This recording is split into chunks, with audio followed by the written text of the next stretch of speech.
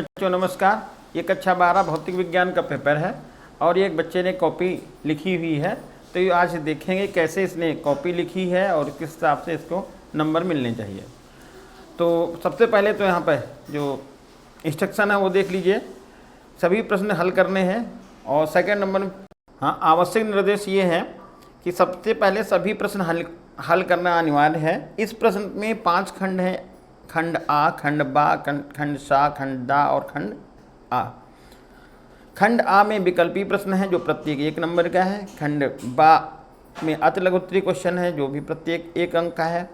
खंड सा में लघुत्तरी प्रश्न है जो प्रत्येक 2 अंक का है। खंड दा में लघुत्तरी प्रश्न हैं और जो 3 अंक हैं। और लास्ट में ये खंड आ में विस्तृत उत्तरी प्रश्न हैं जो प्रत्येक 5 अंक का है। और इस प्रश्न में जो है विकल्प भी दिए गए हैं, आपको विकल्प के हिसाब से क्वेश्चन हल करना है। बच्चे ने कैसे पेपर हल किया है। पहला क्वेश्चन देखिए, वैद्युत फ्लक्स का मात्रक होता है, तो वैद्युत फ्लक्स का मात्रक वोल्ट मीटर होता है। ये एकदम सही लिखा है, इसमें 1 नंबर इसको मिल रहा है। सेकंड है, एन टाइप अर्धचालक होता है विद्युत उदासीन, ये बिल्कुल सही है, 1 नंबर इसमें भी मिल रहा है। अगला क्वेश्चन है, विद्युत चुम्बकीय तरंगें होती हैं, तो विद्युत चुम्बकीय तरंगें अनुप्रस्थ और अनुदैर्घ्य दोनों होती हैं, ये भी सही लिखा है। और प्रिज्म से गुजरने के पश्चात श्वेत प्रकाश के किस रंग का विचलन सबसे न्यूनतम होता है, तो न्यूनतम लाल रंग का होता है, ये भी बिल्कुल सही लिखा है। अगला क्वेश्चन है, हाइड्रोजन परमाणु के 2 लगातार कक्षाओं के बीच इलेक्ट्रॉनों के कोणीय संवेग का अंतर, तो कोणीय संवेग का अंतर होता है h/2 पाई, और ये आंसर आपका सही है h/2 पाई, इसमें भी 1 नंबर मिल रहा है। धारावाही चालक के चारों ओर तरफ उत्पन्न क्षेत्र होता है, तो केवल चुंबकीय क्षेत्र होता है, और ये भी सही लिखा है, इसमें 5 नंबर इनको मिल रहे हैं। तो ये अगला क्वेश्चन है खंड बा में, इसमें ये अपवर्तन का सूत्र लिखा है n/2 minus n2/v minus n1/u बराबर n2 माइनस n1/r। इसमें ये n1 विरल माध्यम का अपवर्तनांक है, n2 सघन माध्यम का अपवर्तनांक है, और v जो है वो गोली पृष्ठ ध्रुव के बीच की दूरी, ये भी सही लिखा है। u का मान ये भी सही लिखा हुआ है, ये r ये गोली पृष्ठ की वक्रता त्रिज्या, ये भी सही लिखा है, इसलिए इसमें 1 नंबर इनको मिल रहा है। अगला क्वेश्चन दिया हुआ है, डायोड प्रकाश उत्सर्जक डायोड क्यों अग्र अभिनत होता है, तो ये देखिए डायोड अग्र अभिनत होता है, ये इन्होंने सही लिखा है और इसका भी इनको 1 नंबर मिल रहा है। फिर अगला क्वेश्चन है, यदि एक प्रिज्म कोण और न्यूनतम विचलन कोण के मान a हैं, तो प्रिज्म के पदार्थ का अपवर्तनांक बताइए, तो प्रिज्म कोण को a लिखा है, विचलन कोण को भी a लिख लिया, अपवर्तनांक को भी n लिखा गया। ये फार्मूला इन्होंने सही लिखा है और एक कैलकुलेशन देखिए किया है, सही लगाया बिल्कुल। यहाँ पर 2a कट गया है और फिर यहाँ पर साइन a का फार्मूला लगाया गया, कौन सा 2 sin a/2 cos a/2 sin a/2 से sin a/2 कट गया और n का मान निकल गया 2 cos a/2, और ये भी सही लिखा है, इनका भी 1 नंबर यहाँ पर मिल रहा है। अगला क्वेश्चन है, विद्युत चुम्बकीय तरंग के चुम्बकीय क्षेत्र और वैद्युत क्षेत्र सदिश E और B वेक्टर हैं, तो तरंग संचरण की दिशा ज्ञात कीजिए, तो तरंग संचरण की दिशा E वेक्टर क्रॉस B यानी कि दोनों के लंबवत होगी, ये भी सही लिखा है, इनका भी 1 नंबर यहाँ मिल रहा है। अगला है, ट्रांसफार्मर का सिद्धांत क्या है, तो ट्रांसफार्मर अन्योन्य प्रेरण के सिद्धांत पर कार्य करता है, ये भी बिल्कुल सही लिखा है, तो ये 1 नंबर इनको मिल रहा है। फिर ये लास्ट क्वेश्चन है, चाखंड किसी सेल का आंतरिक प्रतिरोध किन कारकों पर निर्भर करता है, तो सेल का आंतरिक प्रतिरोध प्लेटों के बीच की दूरी के अनुक्रमानुपाती हो गया, क्षेत्रफल के व्युत्क्रमानुपाती हो गया, सांद्रता बढ़ती है तो बढ़ेगा, और ये प्रगति पर निर्भर कर रहा है, इसलिए इनके भी इसमें 1 नंबर मिल रहा है। तो इस तरह से 2 खंड इनके कंप्लीट हो गए हैं। अगला क्वेश्चन थर्ड है खंड सा में, इसमें ये प्रत्येक क्वेश्चन जो है 2 नंबर का है। व्हीटस्टोन सेतु का परिपथ बनाना था, तो व्हीटस्टोन सेतु का परिपथ बना दिया गया है, और इसमें संयुग्मी भुजाएं पूछी गई हैं। तो संयुग्मी भुजाएं देखिए यहाँ पर ये हैं BD और AC, ये भी सही लिखा है, इसलिए इनको 2 नंबर मिल रहा है। फिर अगला दिया हुआ है शंट से क्या समझते हैं, इसका एक अनुप्रयोग विद्युत परिपथ में दर्शाइए। तो शंट एक प्रतिरोध तार होता है जिसका प्रतिरोध बहुत ही कम होता है और इसे धारा मापी की कुंडली में समांतर क्रम में लगाया जाता है, ये भी बिल्कुल सही लिखा हुआ है। और यहाँ पर ये शंट का अनुप्रयोग का चित्र बना दिया गया है, ये भी सही है, इसलिए इनको यहाँ पर 2 नंबर मिल रहे हैं। अगला क्वेश्चन देखिए, +5 डायोप्टर तथा -3 डायोप्टर क्षमता वाले 2 लेंस संपर्क में रखे गए हैं। लेंसों के संयोजन की फोकस दूरी और क्षमता ज्ञात कीजिए। तो यहाँ पर देखिए P1 दिया हुआ है, पहले लेंस की क्षमता, फिर दूसरे लेंस की क्षमता हो गई, ये लिखी। संयोजन की फोकस दूरी और क्षमता निकालनी थी, संयोजन की क्षमता का फार्मूला लिख दिया गया है और ये भी सही लिखा है, यहाँ भी सही लिखा है। ये फोकस दूरी भी 50 सेंटीमीटर है और आंसर भी इनका सही है, इसलिए 2 नंबर इनको यहाँ पर मिल रहे हैं। अगला क्वेश्चन है, धातु का कार्यफलन 2 इलेक्ट्रॉन वोल्ट है और इसे 5000 एंगस्ट्रॉम तरंगदैर्घ्य के एक वर्णीय प्रकाश से प्रकाशित किया जाता है। देहली तरंगदैर्घ्य और निरोधी विभव का मान बताइए। तो यहाँ पर देहली तरंगदैर्घ्य λ0 और निरोधी विभव V0 निकालना था। फार्मूला होता है W = SC/λ0। फिर यहाँ पर इन्होंने फार्मूला लगा दिया गया है, यहाँ लगाया, इसे λ0 लिखा, λ0 आया और फिर यहाँ 6100 एंगस्ट्रॉम तरंगदैर्घ्य निकल गई और ये वोल्टेज भी इनका सही लिखा हुआ है और इसमें आंसर नंबर इसमें 2 मिल रहे हैं। अगला क्वेश्चन देखिए, ये दाखंड यहाँ पे 4 का पहला क्वेश्चन है, अग्र अभिनत और पश्च अभिनत पीएन संधि डायोडों के लक्षणों की तुलना कीजिए, सौर सेल अग्र अभिनत की प्रकृति भी दर्शाइए। तो देखिए इन्होंने पीएन संधि डायोड में जो अग्र अभिनत दिखाया है, अग्र अभिनत में ये चित्र देखिए बनाया है। चित्र में देखिए अग्र अभिनत तब होता है जब बैटरी का प्लस सिरा पी क्षेत्र से और माइनस सिरा एन क्षेत्र से जुड़ता है, तो अग्र अभिनत भी इनका सही लिखा हुआ है। और आगे यहाँ पर पश्च अभिनत के विषय में बताया, उल्टा दिखा दिया। पश्च अभिनत क्या होता है, जब ये पी क्षेत्र बैटरी के माइनस सिरे से जुड़ा होता है और एन क्षेत्र बैटरी के प्लस सिरे से जुड़ा होता है। तो ये पश्च अभिनत का भी चित्र उन्होंने बना दिया है। और सोलर सेल के विषय में बताया, सोलर सेल देखिए यहाँ पर ये सोलर सेल में प्लस प्लेट बैटरी के प्लस सिरे से जुड़ी है और माइनस से भी इससे माइनस से जुड़ी है और इसके विषय में भी इन्होंने लिखा हुआ है, इसलिए इनको यहाँ पर 2 नंबर मिल रहे हैं। अगला क्वेश्चन है, दिखाइए कि हेनरी/फैराड की होल पावर 1/2 ये प्रतिरोध R के बराबर होता है। तो स्वप्रेरण गुणांक L बराबर फार्मूला होता है E = L बराबर E/ΔI/ΔT, ये फार्मूला होता है, यहाँ पर ऐसे लिख लिया गया है। प्रेरकत्व L का जो फार्मूला हो गया, ये वोल्ट × सेकंड/एम्पियर लिख दिया। फिर यहाँ पर इसको हल कर लिया है और यह धारिता को लिखा, धारिता होती है C = Q/V, Q को I/T लिख दिया गया और यहाँ पे V को V लिख लिया गया। फिर आगे इन्होंने देखो हल कर लिया है और V/I ये प्रतिरोध R के बराबर होता है, इसलिए वे भी क्वेश्चन इनका पूरा सही है और इसमें आपको 3 नंबर मिल रहे हैं।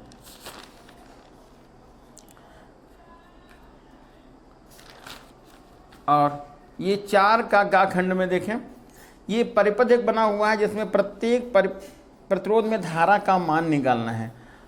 तो ये चित्र बना दिया है इन्होंने और फिर ये किरचॉफ के सेकंड नियम से यहाँ पर ये लगा दिया, हल कर दिया, हल किया है यहाँ पे और इसमें इनका भी पूरा सही है ये, और ये इसलिए इनके यहाँ पर 3 नंबर इनको मिल रहे हैं।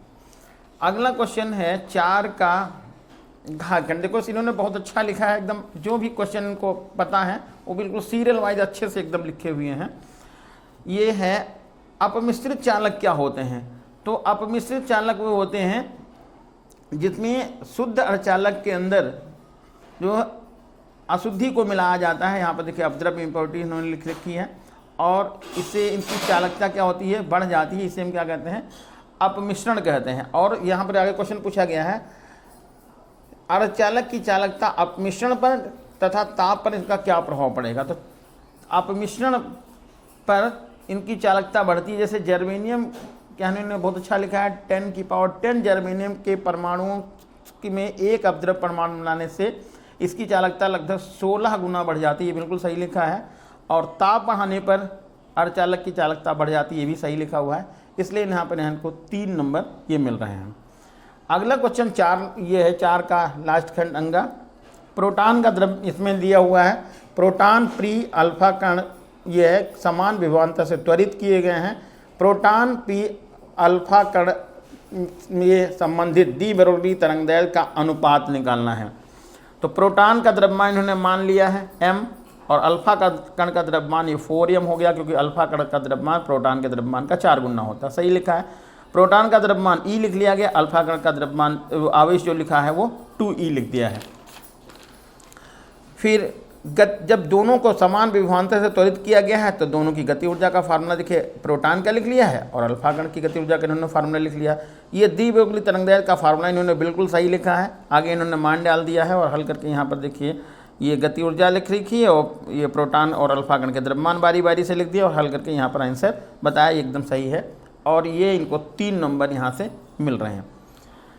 अगला क्वेश्चन ये है क्वेश्चन ये 5 का खंड, क्वेश्चन नंबर 5 का खंड। 9i तथा 4i तीव्रता की 2 तरंगों की परिणामी तीव्रता ज्ञात कीजिए जब तरंगे कला संबद्ध तथा कला असंबद्ध हों। तो ये i1 का मान 9i लिखा, i2 का मान 4i लिखा, परिणामी तीव्रता का ये फार्मूला लिख दिया, बिल्कुल सही है। कला संबद्ध मतलब संपोषी व्यतिकरण, संपोषी व्यतिकरण के लिए r यहाँ पर मैक्सिमम लिख लिया है, r मैक्सिमम यहाँ पर लिखा, तो ये फार्मूला लिखा √i1 + √i2 का होल स्क्वायर, इन्होंने मान डाल दिया, हल करके ये आंसर पता कर लिया है।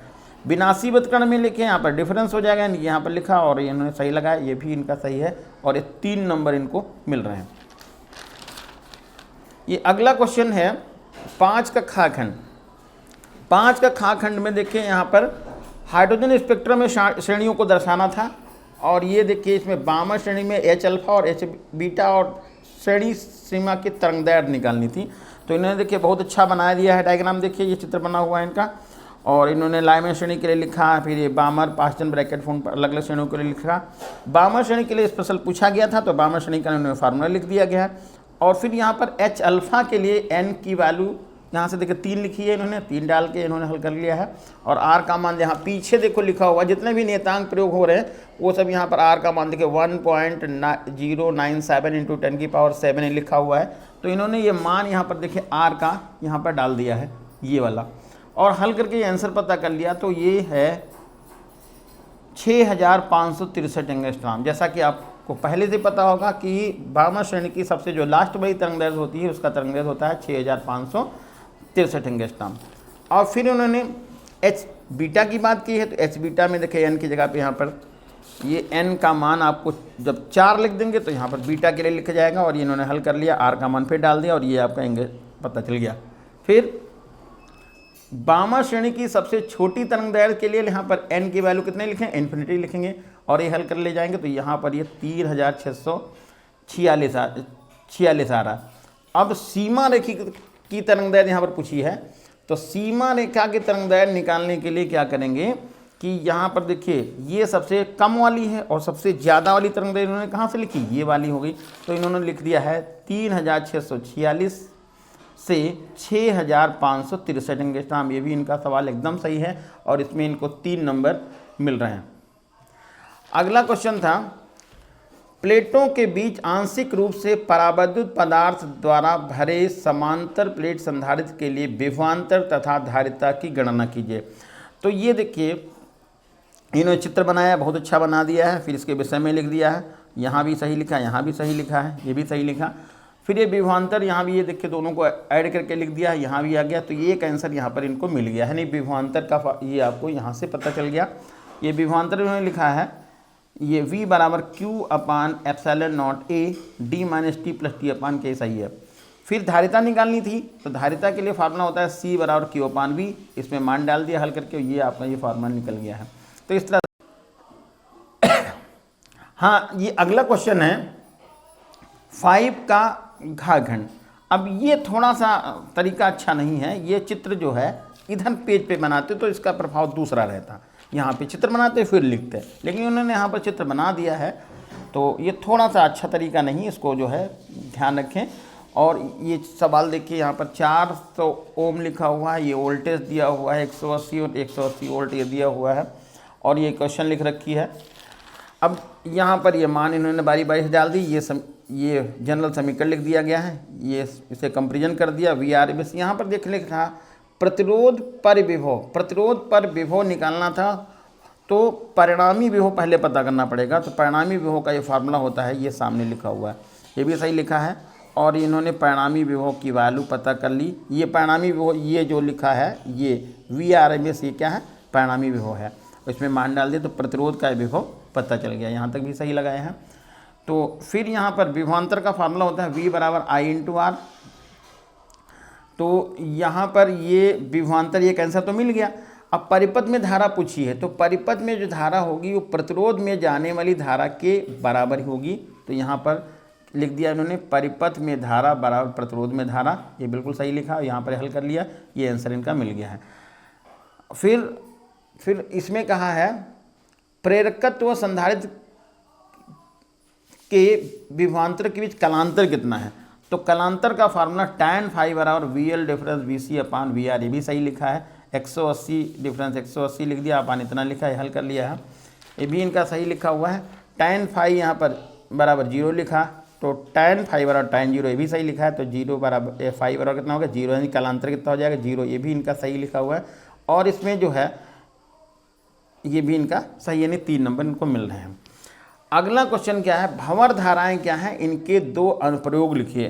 तो भंवर धाराएं, ये भी इन्होंने सही अच्छा लिखा है। परिवर्तन चुंबकीय फ्लक्स के प्रभाव में रखा जाता है तो चालक के संपूर्ण आयतन में प्रेरित धाराएं उत्पन्न होती, सही बिल्कुल है। और चक्करदार धाराएं उत्पन्न होती हैं भंवर धाराएं का, ते भी सही लिखा है। और इनके 2 अनुप्रयोग लिखने थे, तो ये दोनों अनुप्रयोग इन्होंने सही लिखे हैं, और इसलिए से इनको 3 नंबर यहाँ पर मिल रहे हैं। क्वेश्चन नंबर अगला देखें 7 नंबर क्वेश्चन 7 ये हो गया। 60 अंश अपवर्तक कोण वाले प्रिज्म के पदार्थ का अपवर्तनांक 1.414 है। न्यूनतम विचलन दशा में प्रिज्म पर आपतित प्रकाश के लिए निम्नलिखित की गणना कीजिए।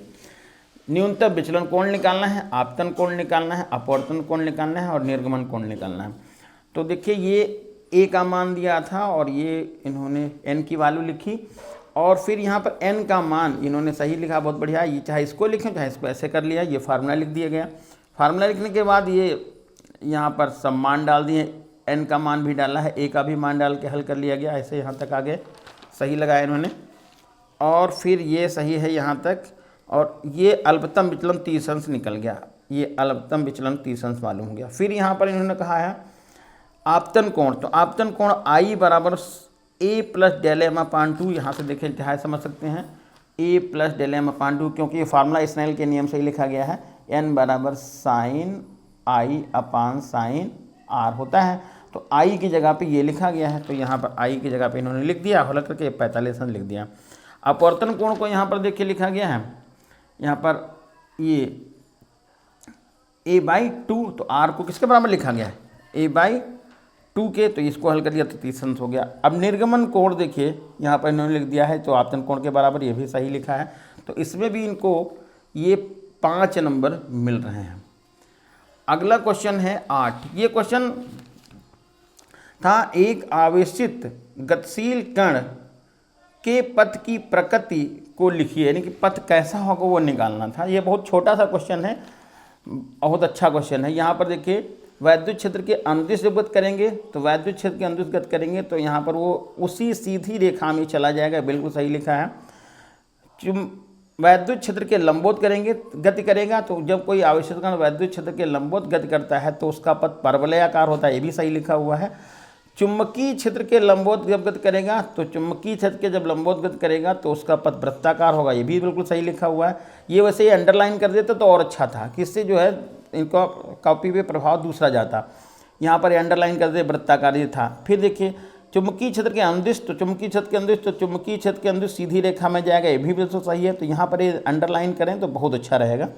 फिर ये लास्ट नंबर है, ये कहा कि परस्पर लंबवत कार्यरत वैद्युत क्षेत्र चुंबकीय क्षेत्र के संयोजन के अनुदिश गति कर रहा है। तो जब संयोजन के अनुदिश गति करेगा, नहीं कि जैसे ऐसे एक्स अक्ष में ऐसे लग रहा है वैद्युत क्षेत्र, ये वाई अक्ष में ये लग रहा, तो ये इसकी गति हो जाएगी जेड अक्ष के अनुदिश, यानी इस तरह से जाएगी। ये एक्स अक्ष हो गया, ये वाई अक्ष हो गया, ये जेड अक्ष हो गया। और इन्होंने देखो बहुत बढ़िया लिखा है यहाँ, वैद्युत क्षेत्र चुंबकीय क्षेत्र दोनों के लंबवत सीधी रेखा में करता है, ये भी सही है। तो इस तरह से इनको ये 5 नंबर ये यहाँ पर भी मिल रहे हैं।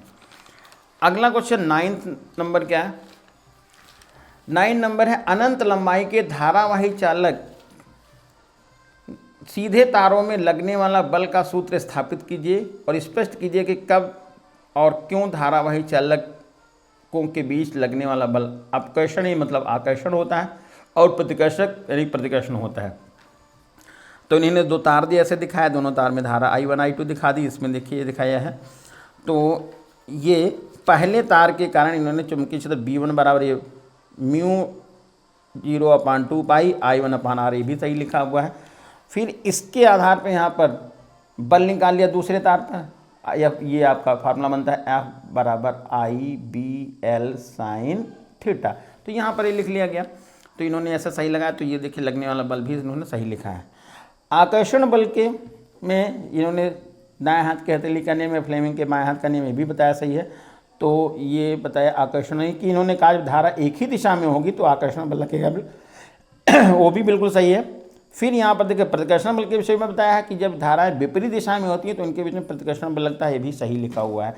लेकिन थोड़ा सा इन्होंने नहीं लिखा है कि ये बताया है कि कब और क्यों, थोड़ा और बढ़ा करके लिखते, इसके उनका नियम भी लिख देते, फ्लेमिंग का बाएं हाथ का नियम क्या है, ठीक है, तो थोड़ा अच्छा रहता है। इसलिए इनको हम 1 नंबर यहाँ से इनको कम मिल रहा है, यानी कि 4 ही नंबर यहाँ पर मिल रहे हैं। अगला देखिए, ये क्वेश्चन नंबर 6 है। तो देखिए अभी जहाँ पर अभी तक हमने जो रिमार्क किया है, तो जो भी क्वेश्चन किए हैं वो शायद बहुत अच्छे किए हैं, लेकिन ये 6ठा क्वेश्चन लास्ट वाला देखो उन्होंने लिखा है। तो ये क्रम कोई महत्व तो नहीं रखता है, बस ये ध्यान रखना है कॉपी में कि जो अच्छा आता हो सबसे पहले उसको लिखना है। ये क्वेश्चन है 6 का पहला, हल्के नाभिक आपस में जुड़कर एक बड़ा नाभिक बनाते हैं, क्यों? अब इन्होंने देखिए नाभिकीय संलयन के विषय में लिखा हुआ है, लेकिन रीजन नहीं लिखा है क्यों ये जुड़ते हुए हैं। नाभिकीय संलयन इन्होंने लिखा है, ये भी सही लिखा है, नाभिकीय संलयन के विषय में समीकरण भी लिखी है। फिर लिखा है एक भारी नाभिक 2 हल्के नाभिकों में टूटता है, क्यों टूटता है? क्यों इन्होंने लिखा ही नहीं, क्यों भाई ये टूटता है, इसके विषय में कोई जानकारी नहीं दी, लेकिन ये नाभिकीय विखंडन लिख दिया है, ये भी सही इन्होंने लिखा। फिर ये दोनों से ऊर्जाएं निकलती हैं, तो दोनों से ऊर्जाएं इन्होंने नाभिकीय विखंडन से ऊर्जा निकलती है, इसका भी इन्होंने बता दिया कि ये ऊर्जा निकलती है। नाभिकीय संलयन से भी ऊर्जा मिलती तब भी, लेकिन ये जो क्वेश्चन पूछा गया है उस हिसाब से इन्होंने आंसर नहीं दिया है, इसलिए इसमें थोड़े से नंबर कम कर दिए जाते हैं, क्योंकि जो पूछा गया था क्यों के विषय में इन्होंने कोई जानकारी नहीं दी है, लेकिन यहाँ पर इन्होंने सही लिखा है और यहाँ पर इनको हम 3 नंबर ये मिल रहे हैं। तो इस तरह से इन्होंने पूरी कॉपी में जो नंबर गेन किए हैं वो देखिए, यहाँ पर 3 मिला है इनको, फिर 3 और 4 मिल के 7 हो गए हैं, 7 5 12 हो गए हैं, 12 5 17 हैं, 17 और 3 20 और 3 23 हैं, 23 ये इनको मिल गए, यहाँ पे 23 और 3 26 हो गए, 26 और 3 29 हो गए, 29 ये हो गए, 29 3 ये 32 हो गए, 32 3 35 और 35 और 3 38, 3 41, 41 और 3 44, 44 और 2 46, 46 और 2 48, 48 2 50, 2 52, 2 54, 54 55 56 57 58 59 60 61 62 63 64 65 और 66 नंबर इन्होंने गेन किए हैं। तो 70 में इनके 66 नंबर ये पाए हैं और जो जो थोड़ी थोड़ी गलती की है वो गलती क्या है एक बार हम आपको फिर से रिमाइंड करा देते हैं। कहाँ पर गलती की है,